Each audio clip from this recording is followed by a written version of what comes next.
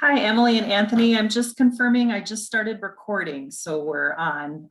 When you do your introduction, recording has started.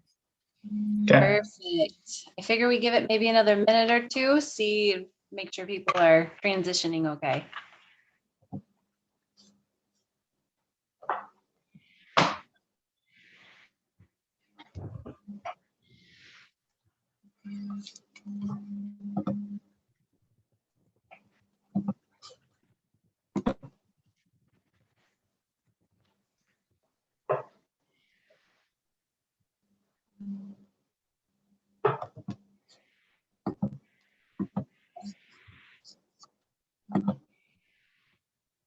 All right.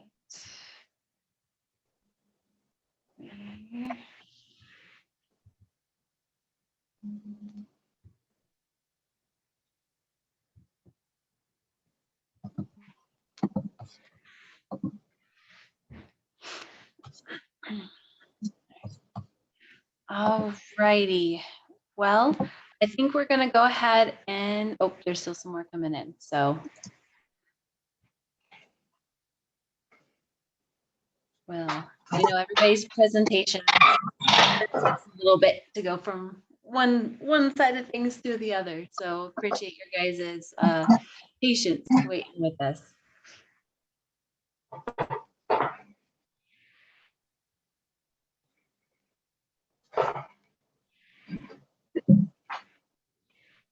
All right. I think we're going to go ahead and get started on our next presentation. I hope you guys are enjoying and learning a whole bunch of stuff today. Our next presentation is on inclusive restoration at the Montana Audubon Center. Just a few quick housekeeping tips though. Everybody will be kept muted during the presentation, but then at the end there'll be opportunities for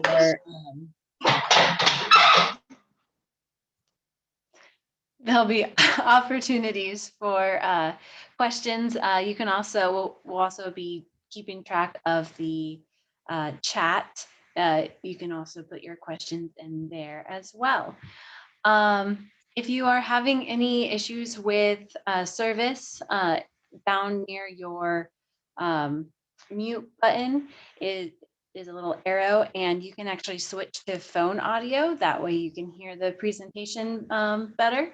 Also, the presentation is being recorded, so you can always check back on it later if need be. Yeah, so we'll go ahead and we'll get started. Today's presenters will be Anthony Sammartano and myself, Emily Chilcoat, on our inclusive restoration, bringing special education populations to the outdoors. This is meant to be kind of an overview of this program that we've been working on and creating. Neither of us are professionals by any means when it comes to working with special needs individuals, but we feel very strongly that everyone is needed to have that access to the outside, and are working within the structure that we have to make that happen. So I'm going to go ahead and Anthony, you can unmute and we can go ahead and get started.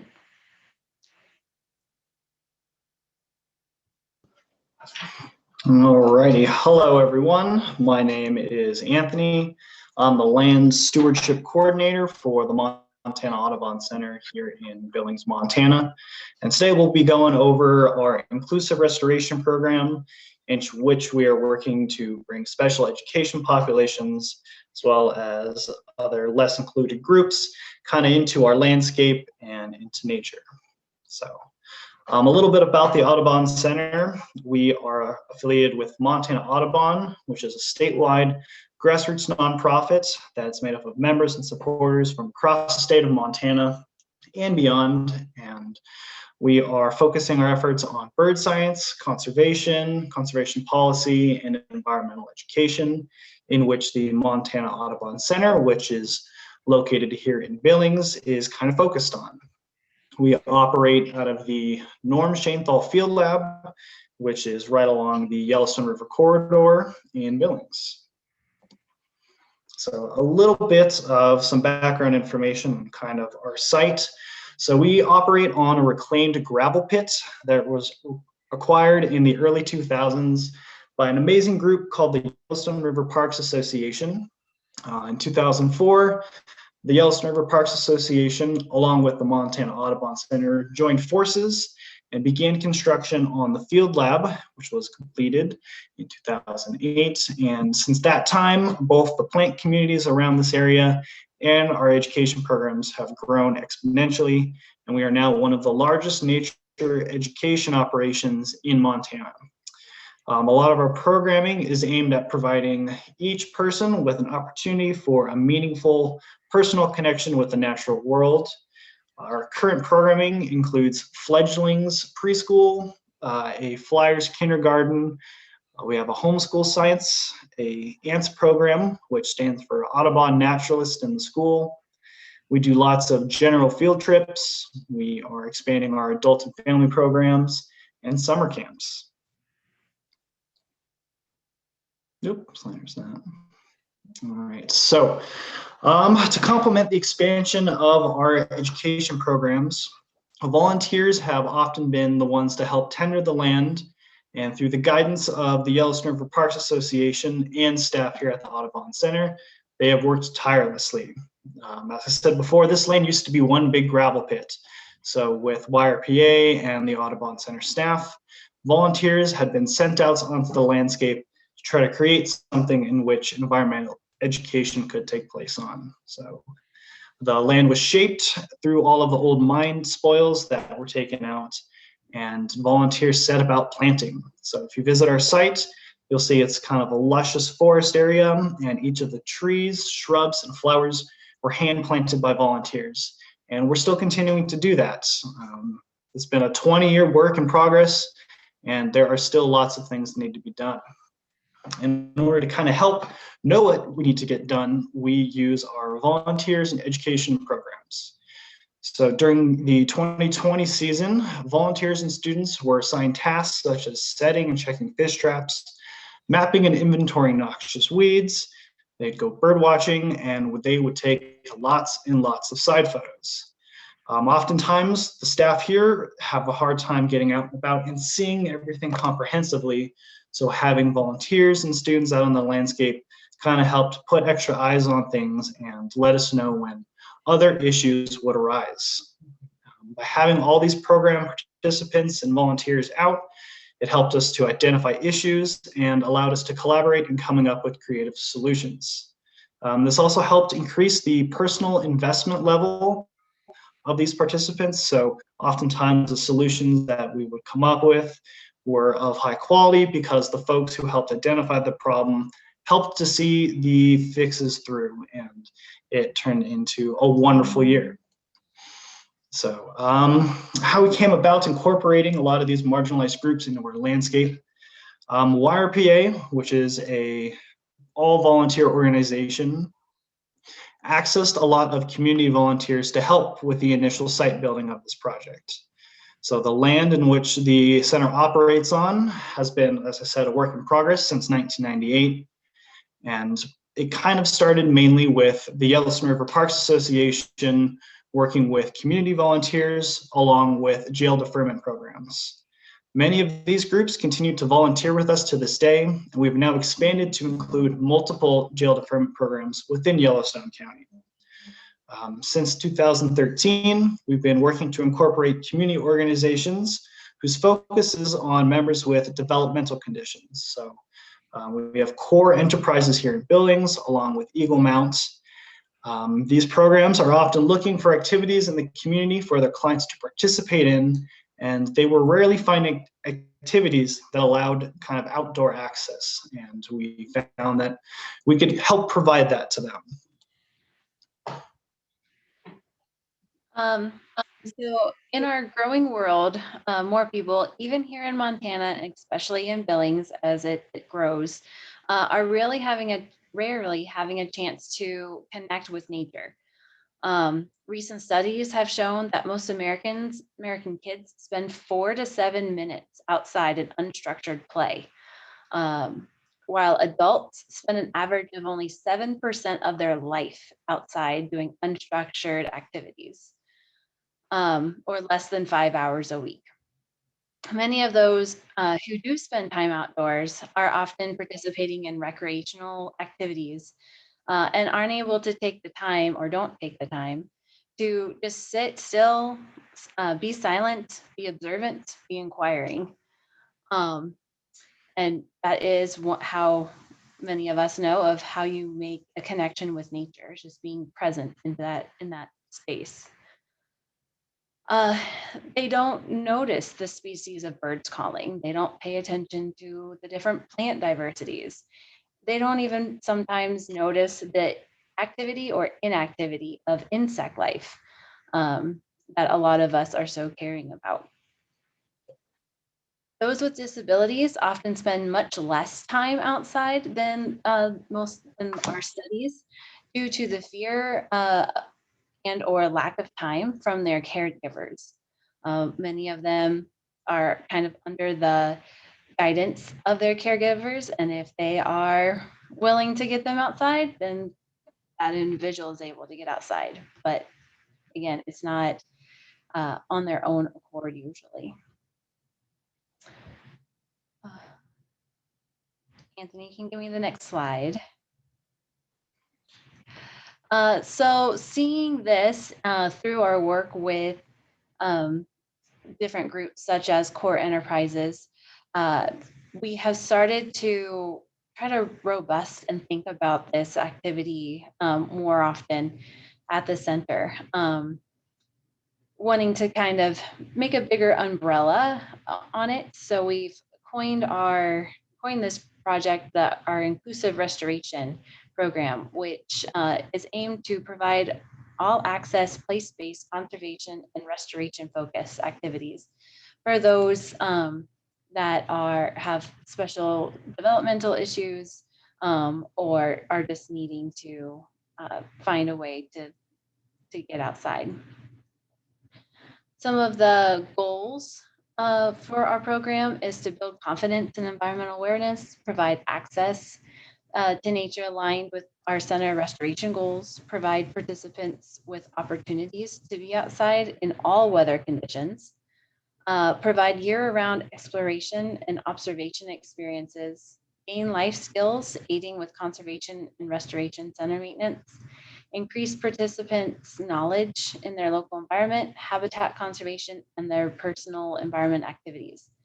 This sounds very similar probably to all of the goals for the many different environmental education programs out there.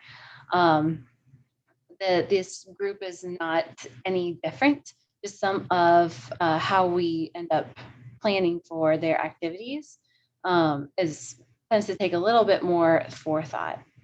The original target audience was high schoolers within the life skills classes.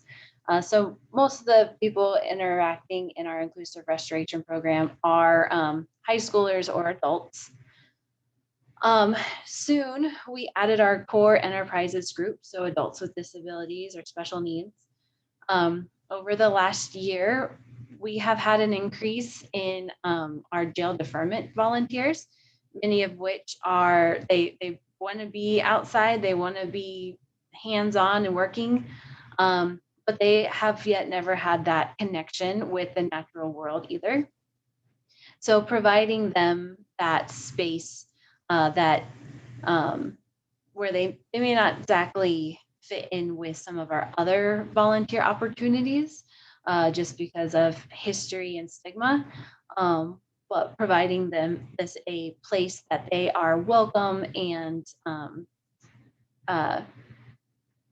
asked to engage with other people of different abilities. A few, Sorry. sorry. It's all good. A few things that kind of separates this out a little bit more is, like I was saying, just the general how we set things up, making sure we have enough people to help work with these different groups. And it's funny because we'll think of an activity for them and think we've kind of planned it through and think it'll take such a certain period of time. And we tend to underestimate what these groups can do. We're often left with 20 plus minutes of time, and we're like, okay, well, you guys proved us wrong in what we thought we could accomplish during this time frame, and so now we are going to go and do another activity, which builds up their confidence because they did the activity to the best of their ability, and it's always nice sometimes to feel like you've outsmarted other people. So they have a lot of fun with that.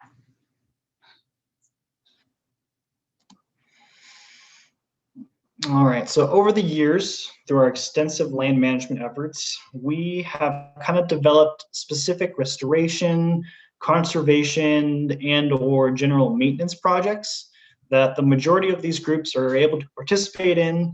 And it is great because a lot of these things that they're working on hugely impact our abilities to better manage our landscape.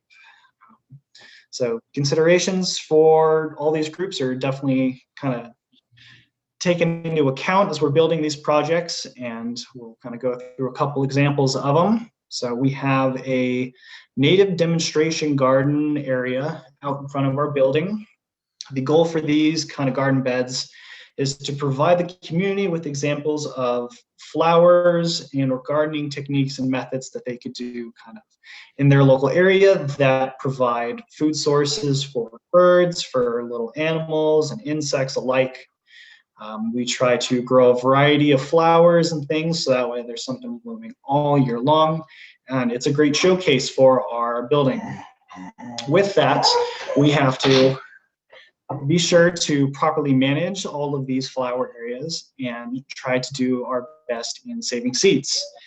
We did so well in growing these things that the plants were producing prolifically, and so we developed a seed saving project in which these groups would come out, so they would help me harvest about half of the seeds that were within our gardens. We would leave the other half to go for food for wildlife. And the thing is, once we've collected all these seeds, they were kind of full of fluff. If you've ever worked with milkweed or blanket flower or coneflower, you realize you don't just get a seed, you get a seed plus stuff. So we created little workshop projects that these groups could easily participate in, help us separate the seeds from all the extra duff, and then we put them into cute little packages.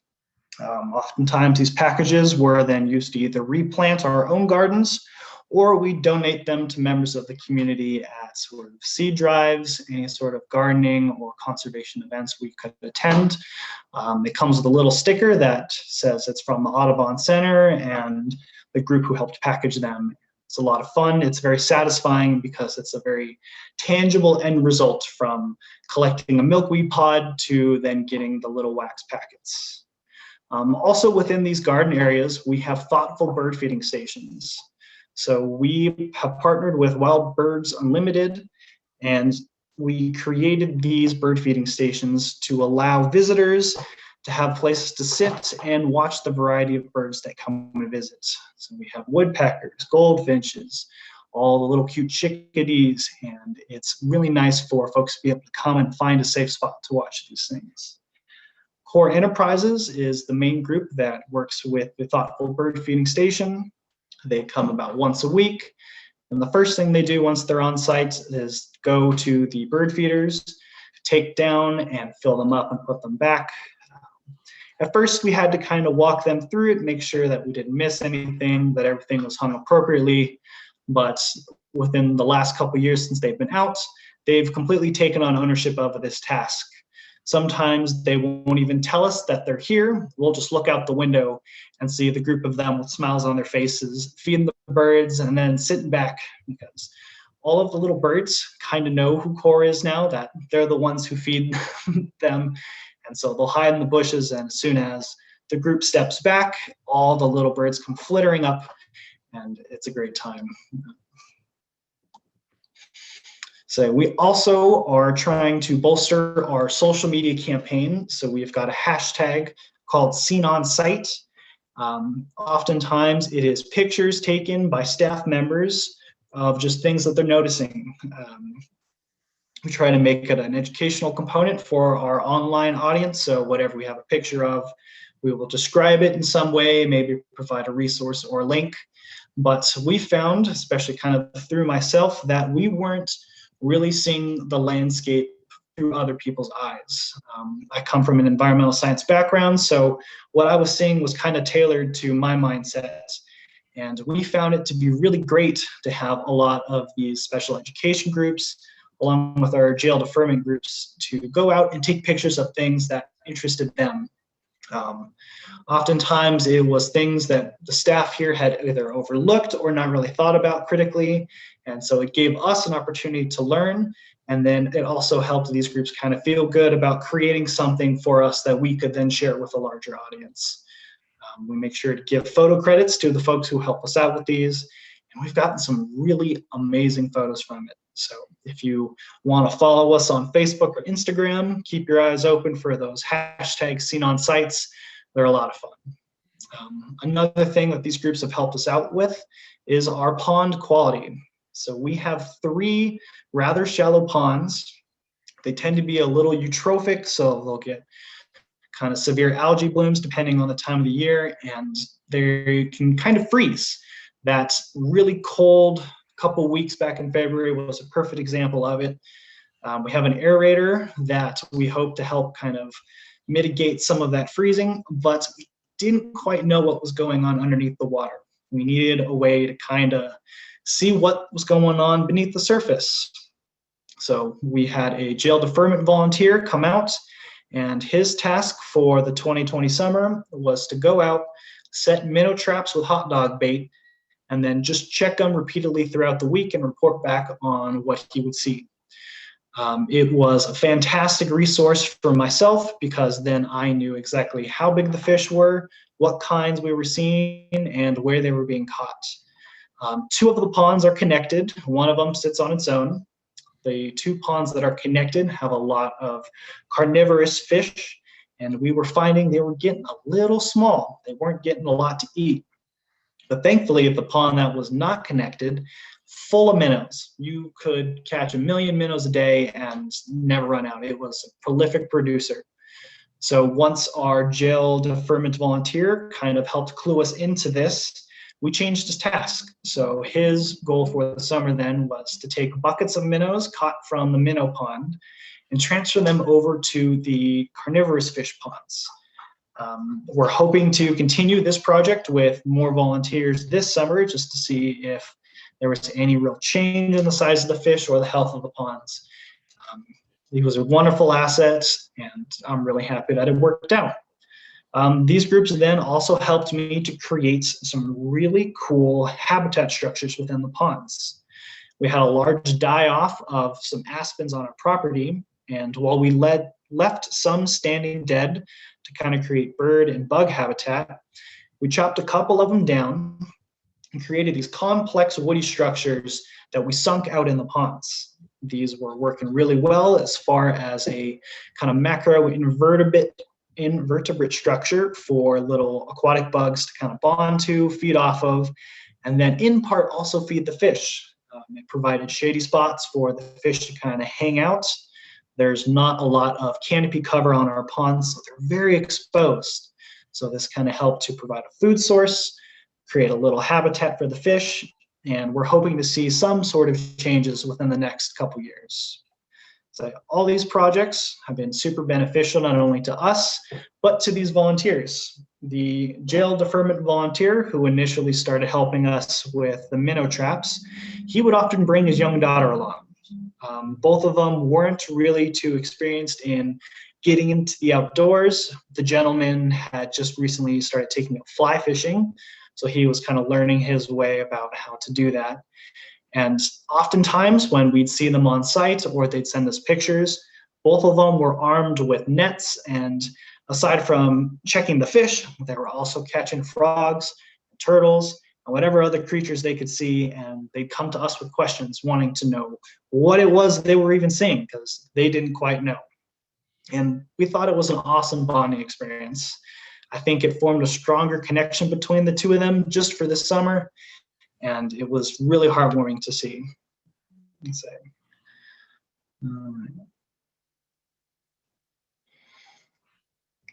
We also had them participate in some invasive weed removal. Our reclaimed gravel pit site, unfortunately, still has an influx of weeds and things coming in.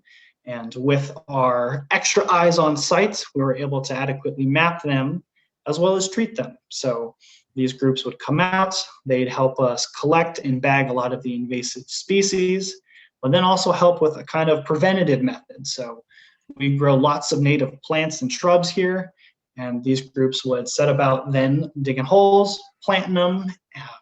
We take this opportunity to kind of have some teaching moments, have them learn about why they're planting, what they're planting, and any cool other fun facts that we could see. We look at the roots, we look at the leaves of the shape, or the shape of the leaves, and overall it was a wonderful time. We also did wildflower seed collecting, so we have areas outside of our native pollinator gardens that grew wildflowers just on their own, and so we'd spend time kind of walking and hiking through these fields, collecting things that we could see and adding them to our little seed saving work that we were doing. So then we also had some just general site maintenance, so simple things that needed building. We had to do some snow removal, just kind of general maintenance stuff. And oftentimes they were more than happy and excited to help out. It was also another very tangible project they could do, so they could see the befores when all the snow was piled up, and then the afters as they dug it all out and cleared the way for our little preschoolers to come through. So the preschoolers are a very thankful bunch, and it always warms everyone's heart when they come up and give you hugs and say thank you. It was really cute. Emily, anything to add for this? Not really. You did great.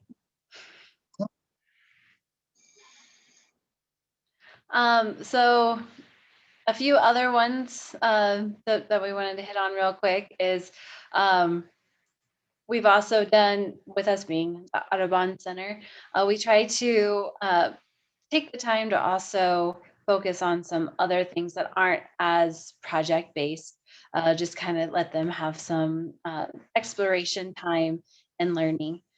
So we've taken them birding, got them all familiar. Many of them had never used a pair of binoculars. And when I say them, I'm meaning our like our high school life skills classes in core. That's never been an opportunity that they had ever had before. So kind of going over the basics of using binoculars and with them helping to fill the thoughtful bird feeding station, starting to pick out some of the common birds that they could easily see and hear. Many of them now many of our core members, when they come out to fill the feeders, can tell when the chickadees are nearby, even if they can't see them. So they're just getting more familiar and comfortable.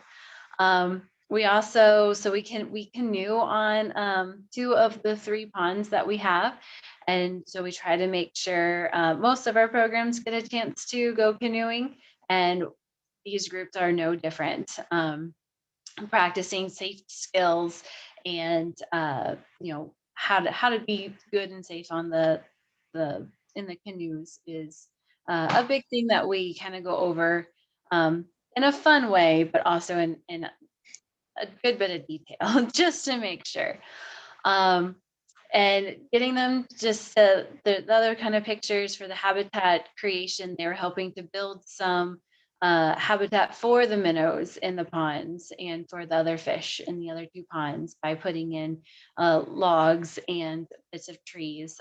They also helped to plant a couple bat houses on site as well. So they got to learn about mixing concrete and pouring that in and what that looked like and seeing their work at the end. So all of the projects that we have our inclusive restoration volunteers do, we try to make sure that they have a clear, tangible result at the end of it. That way they can, they can tell others, they can have that confidence building when they are on site or speaking to others. For our high schoolers, we had also started journaling about their experiences and what they're seeing outside. And that's one way that we were using to kind of gauge their overall experience. It was something we had just started before COVID hit. So we're excited. We actually just got an email this morning that they can start coming out again this spring. So we can't wait to start working with them again.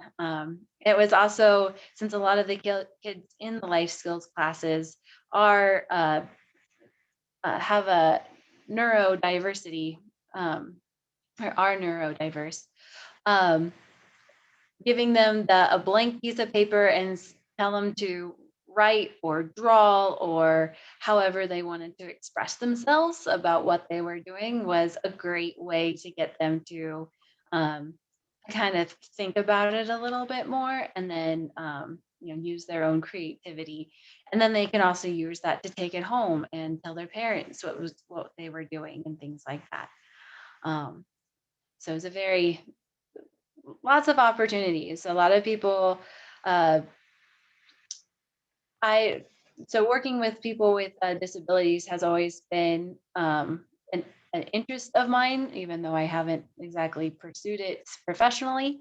But I always remember growing up feeling like, oh, well, they can only do certain things. And this program is showing us in leaps and bounds that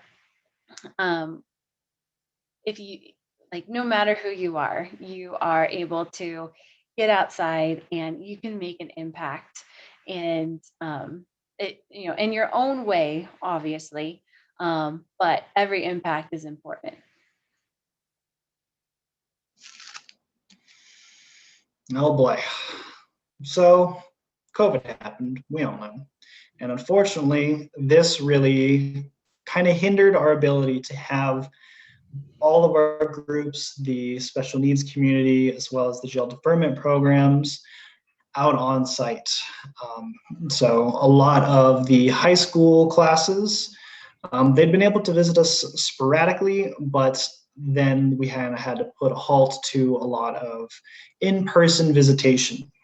So in order to try to keep some engagement happening between us and them, as well as themselves and the natural world around them, we tried to create some in-class work that these students could do to kind of continue what we had started when they were able to visit us at our site. So we noted that they liked the thoughtful birds feeding stations that we had, so we worked to kind of try to have them make some of their own. We got little suet cages from Wild Birds Unlimited, and we had the students learn how to make suet themselves. This was a challenge for those who are uncomfortable with different types of touch sensations. Oftentimes when you're making your own suet, you're using some sort of fatty lard substance, peanut butter, a lot of things that get kind of sticky to you.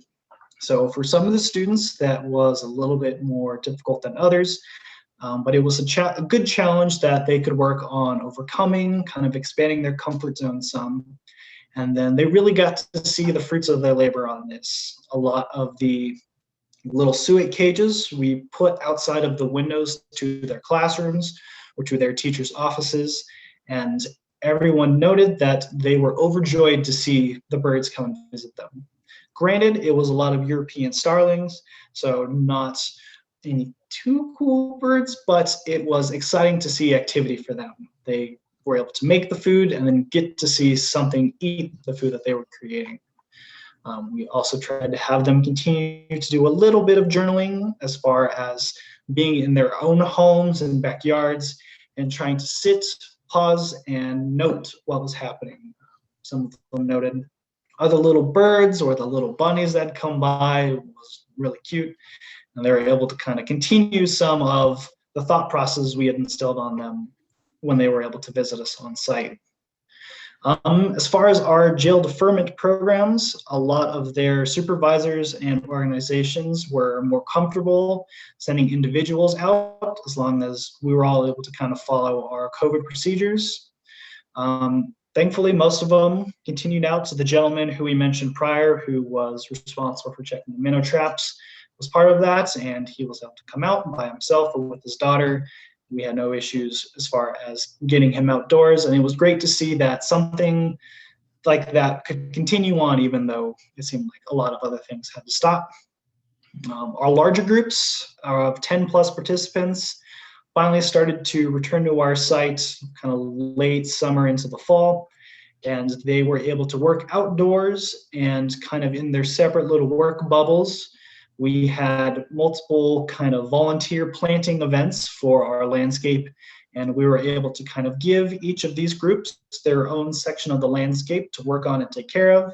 And as long as we were able to keep kind of everyone in their spaces, everyone clean and wearing masks, we had no problem. We're very thankful that we are an outdoor education landscape, because that seemed to be our best way around it, since the building and things were unfortunately closed to the public.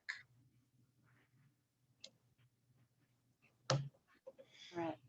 Some challenges, because every program you try to implement has its own challenges and difficulties. But some of those is, like Anthony was saying, we do focus in outdoor education, so we don't really have inside space per se for a lot of these. And when you're doing a restoration conservation work, why not be outside anyway? But seasonal changes can often be a challenge for us, as we don't have an inside space to be able to hide in. But it also is a benefit for us, because then we get that chance and opportunity to work with the groups on being prepared to be outside no matter the weather conditions and what that looks like and feels like, and making sure we take appropriate precautions. Funding. So as I mentioned, these groups tend to work faster than what we tend to plan for. And so a lot of our projects tend to actually happen faster, which sometimes makes funding kind of hard, because as a nonprofit, you have to kind of budget things out and plan for what you can do that year with your finances. So we currently don't have any, we're looking into it, but we don't have any funding that goes specifically towards this volunteer project. But we're looking for things that may help us in the future. But one of the other challenges and difficulties is different abilities. Since we work with a broad range of individuals, just making sure that we think about each individual group and what the individual participants and how they are going to handle each of these activities. Some of them breeze right on through and they're just like, cool, this is just another day at the center now. Others, they take a little bit more discussion using visuals and just kind of walking them through the activities a little bit more. Adequately adapted projects. So there are some projects that we have determined just are due to the tool use or the site location, that those are not projects we can bring to these groups, or various different reasons. Again, thinking about each individuals that are participating in this project. or in the program. The other thing is resources. We are always looking for volunteers to help us. We usually have about 7 individuals in each of the groups, and we try to have a 2 to 3 instructor ratio for those 7 kids or participants, not just kids. That way there's enough of us to be able to interact and engage with them and help them walk through different processes. So just kind of making sure that we have that support resource.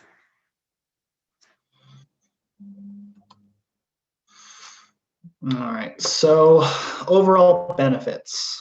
So kind of Emily had touched on this, the different abilities of some of the participants. So some of them, as I mentioned before, they may not be able to walk stably, or they may have sensory issues in which maybe loud noises or different textures and sensations they are unable to deal with.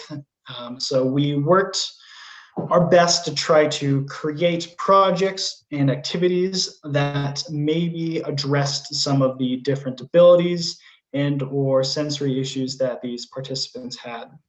So if they were willing and able to do some of these activities, great. We did not force anyone to do anything they definitely didn't feel comfortable with, but we made sure to provide these opportunities though, in case at some points, either through personal courage or personal challenge, they wanted to take that so-called leap of faith into an uncomfortable area. We had a nice, safe place that they could do something like that. So let's, excuse me. So for some of the sensory abilities, we noted that folks had a little bit of a difficult time, as I mentioned before, with kind of textures and touching things, but we were able to get some of our participants to kind of approach that. We had a lot of fun planting activities in which we could look at all the roots, maybe some of the worms that were in the little root pots. And if they were willing to touch them, great. If not, they could look with their eyes, be descriptive and tell us what they were seeing, what they thought it could feel like, and just kind of give them a little more confidence in these kind of natural landscapes that they might not otherwise have developed on their own. These sort of projects, as I've talked about, a lot of landscape, environmental conservation focused, we found that by having them help us with these sort of projects and tasks, it gave all the groups a sense of ownership and a pride in a place.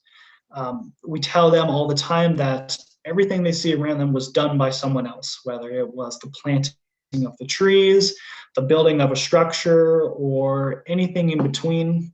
It was done by someone, and a lot of them kind of took note of that and wholeheartedly participated in some of the projects that we offered because they wanted to help contribute as well.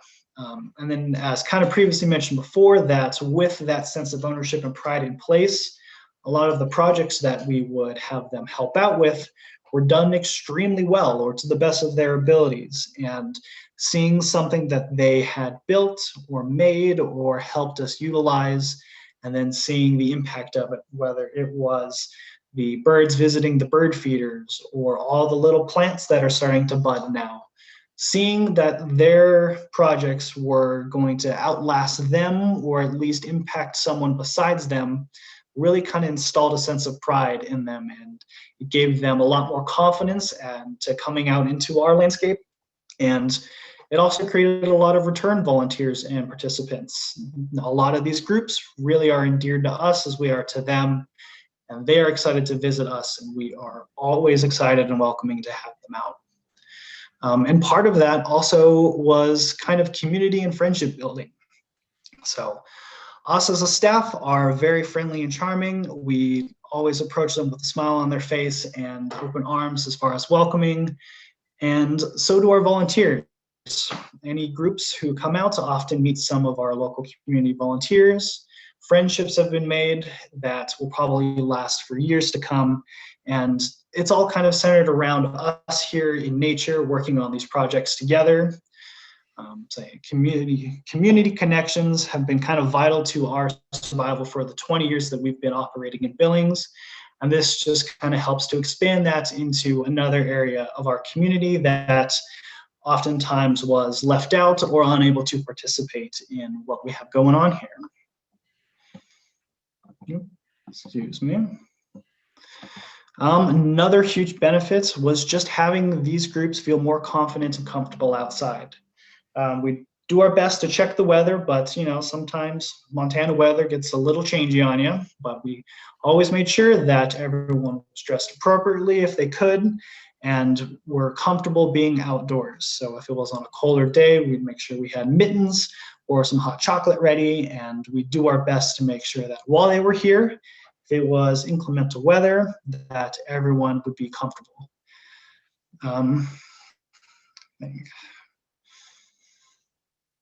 Another huge benefit to this was just the kind of environmental awareness and literacy that was instilled in these groups. So as mentioned before, with a lot of these groups, they kind of came out without much of an understanding of what kind of happens with environmental science or conservation, things like that. They knew of, say, a general bird or a butterfly, or that's a plant, but they didn't know the specific who's or what's or some of the interactions that happen between all of these amazing things in nature.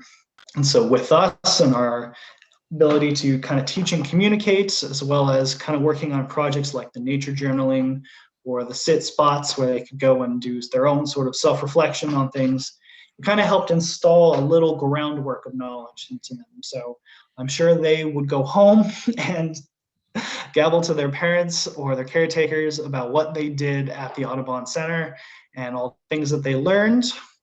And that makes me happy because we love sharing our knowledge of the environment with all of these groups. And the fact that these participants then can go and do the same thing to others is just the best feeling in the world. Just kind of help passing it along and just making all of us kind of a little more aware of the natural world around us. All right. You want to go, Emily? Sure. So as kind of a conclusion, as Anthony was, or not conclusion, because we have a little bit of a note to read to you guys, but like Anthony was saying, our landscape is definitely a community-based landscape. And so we want to make sure that everybody is welcome and invited and can have a piece of that landscape and have shared their abilities to help make it what it is. And that is a big point of our inclusive restoration, is that everybody should be able to do it. And we are going to try with all of our might to make sure that everybody can. All right. So we have a message from a gal who works at Core Enterprises, who brings out her adults with disabilities. They're the ones who are often the caretaker for our thoughtful bird feeding station. We asked her kind of what her thoughts are on having her groups come out, and this is what she said. For nearly 2 years, once a week, I have been taking a small group of adults to the Montana Audubon Center to volunteer our time and efforts for the goal of restoring their former gravel pits. During our 1-hour volunteer session, the clients are able to test their cognitive skills by picking and packaging seeds and filling multiple bird feeders.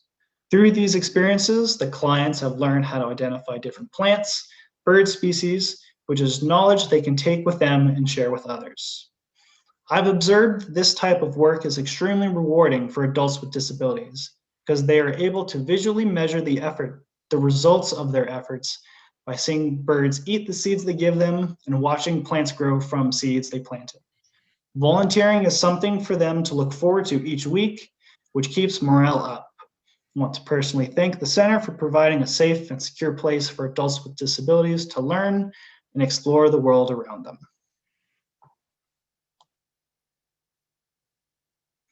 All right, so with that, since we're a little over our time, we want to open it up for any other questions or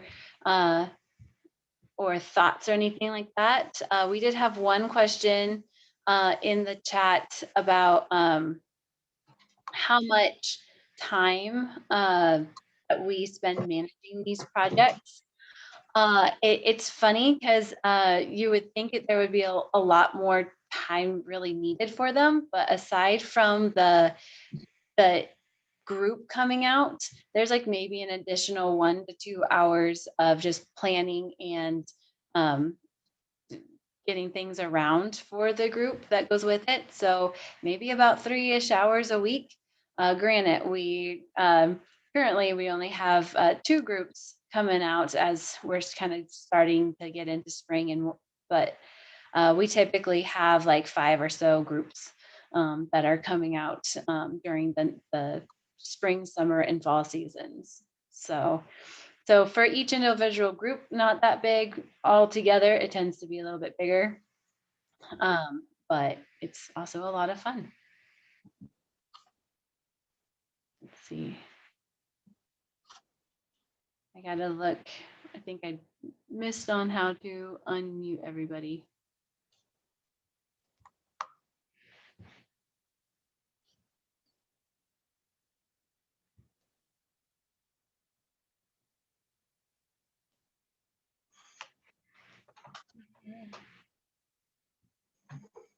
You should be able to unmute yourselves and ask questions. Yeah.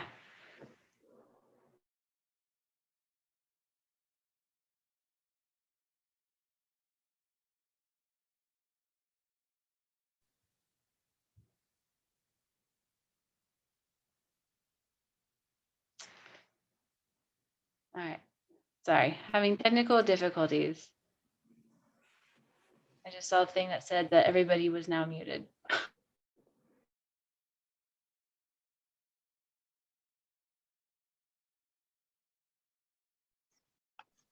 You muted yourself, Emily. There you go.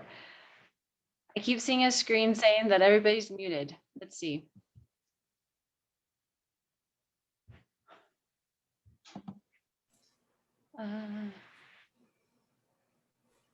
Okay. Emily? Yes, Lori. Emily? Sorry about that. It popped up saying, giving us an option to unmute ourselves, so I think you're good. I have a quick question. Can you guys put your contact information in the chat? And then so we can get a hold of you if we have some questions. Definitely. Put that in there right. Okay. Thanks.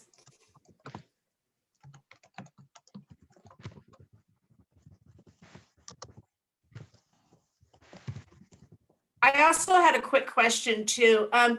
Did you find, like, I noticed that you responded to the question about how much of your staff time it takes to, work on these programs. Did you find that, like with the community service programs, because we do something similar at our center, did you have a lot of, how do I say this? I guess turnover, or did you find yourself continually have to retrain people because other people fell through the cracks, or how was that first of all a problem, and if so, how did you deal with that?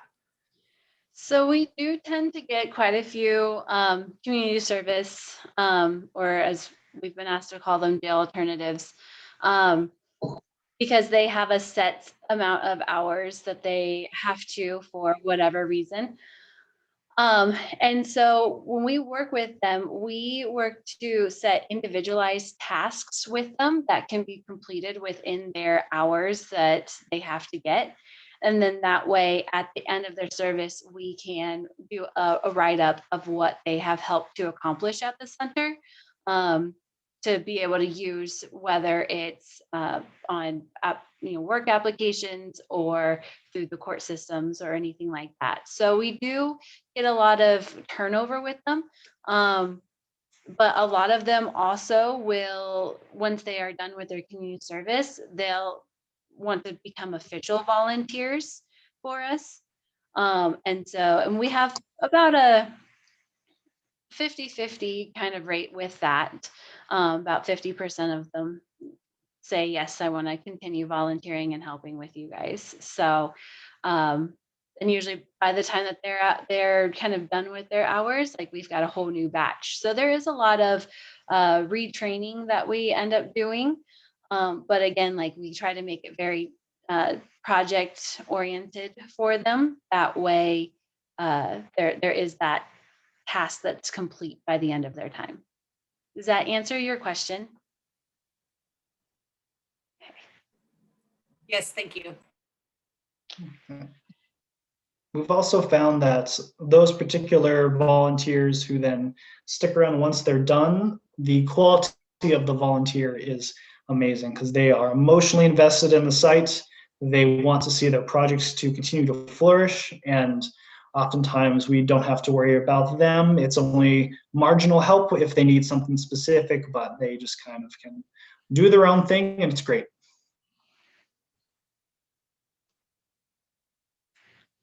Any other questions?